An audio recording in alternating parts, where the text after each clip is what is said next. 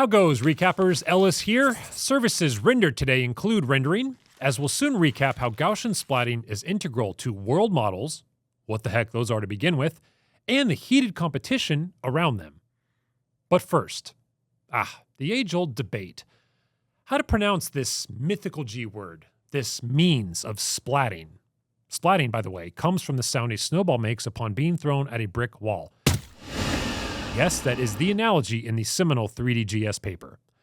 But what do we look like at RCN? Linguists? You utter Gaussian however the heck you wanna. But as for the etymology of it, well, Guten Tag, Carl Friedrich Gauss. Widely lionized as the Prince of Mathematics, this German wunderkind was blowing peeps away barely after ditching his training wheels. His elementary school teacher was flabbergasted when Gauss instantly found the sum of the integers from 1 to 100. See, Gauss had realized that the numbers could be paired, so 1 plus 100, 2 plus 99, and so on, making 50 pairs that each summed to 101, for a total of 5,050. Then at age 15, when his peers were just outgrowing lederhosen and trying to land a date to 1792's prom, Gauss made his first notable mathematical contribution by constructing a 17-sided polygon using only a ruler and a compass. Then Gauss basically hits turbo mode. In his teens and 20s, he proved the fundamental theorem of algebra, cracked quadratic reciprocity, and basically reinvented astronomy by predicting the orbit of the lost dwarf planet Ceres. Then, thanks to his geodetic survey of the Kingdom of Hanover, Gauss invented the heliotrope in 1818, a device that employs mirrors to reflect sunlight over long distances. He also pioneered the method of least squares, a way to fit messy real-world data to precise mathematical models. If that sounds familiar, it should. Surveyors, scanners, and renderers today can still call on the same principle to tame noisy data. Later pioneering a groundbreaking global magnetic survey, Gauss coordinated an international scientific effort to collect magnetic field data worldwide. By analyzing these measurements, he developed a mathematical model describing the Earth's magnetic field. That's just a Tuesday for him, because at 70 years old, which is like 213 today, Guy publishes a 2-volume book on geodesy, thanks to doing more work with triangulation than Phil Jackson. Gauss solved so many global problems, my man was practically one UN badge away from peacekeeping duties. But how did he earn the namesake of this 21st century, burgeoning 3D rendering methodology, the buzziest of conference buzzwords, Gaussian splatting? Well, look back to his princehood. Mathematics. Gauss's name lives on in the Gaussian function, the smooth bell curve shape at the heart of what are called normal distributions. Modern splatting techniques use those same functions to turn discrete point samples into a continuous, believable scene.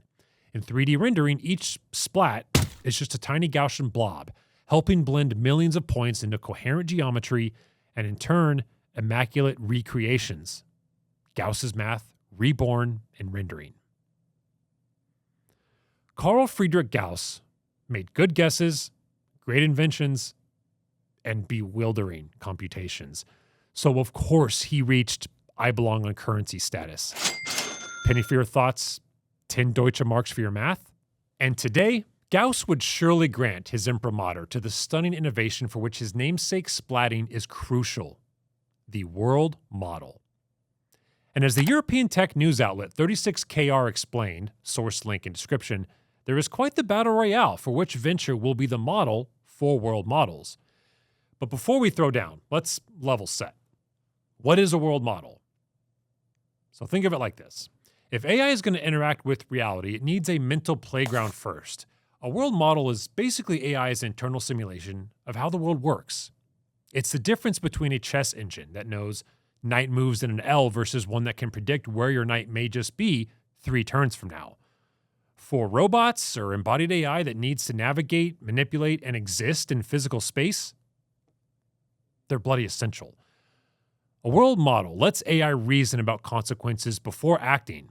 If I push this, what happens? Without breaking grandma's vase first. Some world models focus on making things look real. Others focus on making things behave real. That distinction? That's the whole ballgame.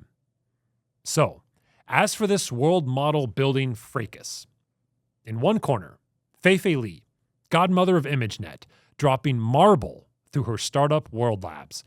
Marble generates persistent, downloadable 3D environments that export as Gaussian splats, meshes, or straight-up videos. It's got Chisel, a built-in AI world editor where one prompt gets you a whole 3D universe, exportable to Unity with a single click. Game devs, VR peeps, this is your fast pass. But here's the rub. Critics say Marble's more of a 3D rendering model than a true world model. It's gorgeous, sure, thousands of those fuzzy Gaussian bubbles splatting together into translucent, halo-surrounded visual poetry. But it captures surface appearance without the underlying physics of why the world operates in XYZ manner. A ball on a slope, humans see it roll. Robots need mass, friction, velocity, data that doesn't quite exist in Marble. It's a front-end asset generator, killer for commerce, maybe slightly less killer for training the next Optimus Prime. But be warned, doubting Fei Li is like doubting peak Tiger Woods on a nursing home putting green. So, in the opposite corner, Jan LeCun, piecing out from Meta as Zuck's chief AI scientist, prepping his own world model venture, JEPA, for joint embedding predictive architecture. LeCun's approach isn't rooted in 3D graphics per se, but in control theory and cognitive science. You can't even really see this world model. No pretty pixels, no export button. JEPA focuses on abstract representations that enable robots to predict changes and think several steps ahead before acting. It's training the robot's brain, so you can call it the sort of back-end prediction system. Less drool-worthy beauty and demos, more raw fundamentals for AGI. Lurking between these two titans is Google DeepMind's Genie 3, which generates interactive video environments where users can explore for minutes with long-term consistency and triggerable events like rain or nightfall. It's a world model-style video generator. It makes the world move, but its core is still video logic, not physics and causality-based like JEPA. So, here's the breakdown, recappers. Marble renders what the world looks like, JEPA explores what the structure of the world is, and Genie 3 shows how the world changes.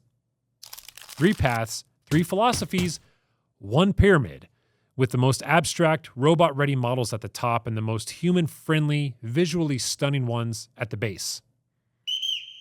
World models might just be a proving ground, where the future of AGI is decided.